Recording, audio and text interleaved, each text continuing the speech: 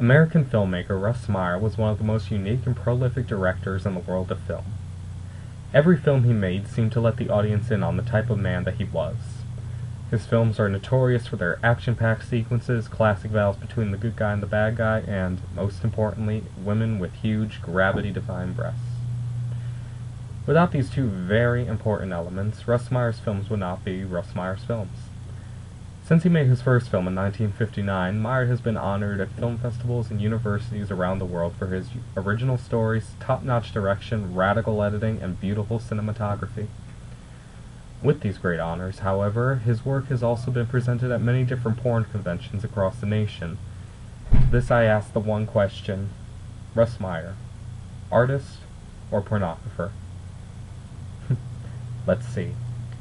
I'll then show several clips from Russ Meyer's films to give the audience an idea, probably have some narration describing the film or something of that nature, and then I'll come back.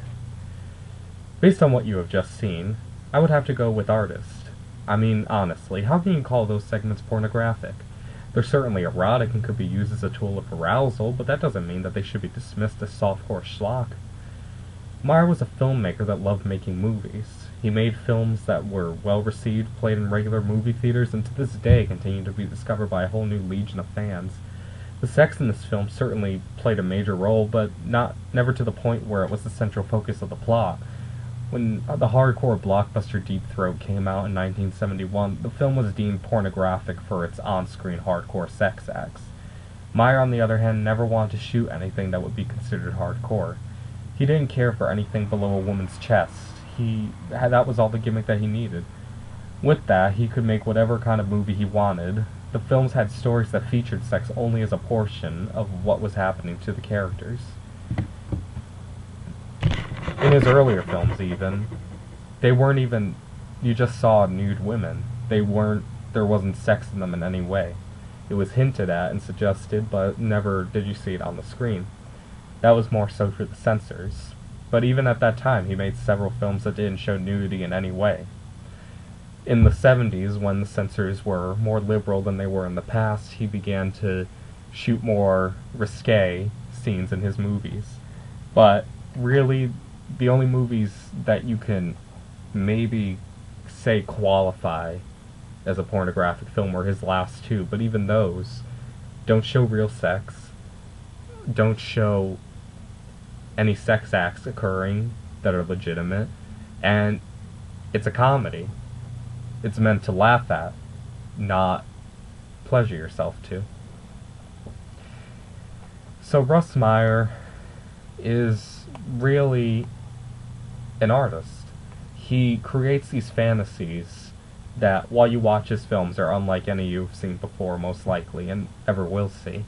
He takes you on a journey with these bizarre characters, usually big-chested women, who are unlike any you've seen even in the magazines and on the internet and things like that. I don't know what you people do, but probably so. And the world they live in is just so bizarre. Everything is either a crime, like a gangster type of thing, or, some weird, con thing going on, or peeping toms, unfaithful wives, gambling. It's just a whole slew of different ideas thrown into one movie that happen to feature women and their breasts. But that doesn't mean that he was a pornographer. He was a filmmaker that loved making movies. He knew how to make movies. He was a professional. He had professional training. Yes, he was in it for the money, but at the same time, who in the movie industry, who's not? Who doesn't want to make money? So, basically all I can say is that Russ Meyer is a filmmaker who made the movies he wanted to make, knew how to make them in ways that they would make a profit, and in the end, he's the director that people know about and many people love today. His films have been honored at Yale, which I think says a lot, and several, like the Chicago Film Festival, and several other festivals in Europe. I don't think Deep Throat has. Not putting down Deep Throat, it's very landmark, but just saying.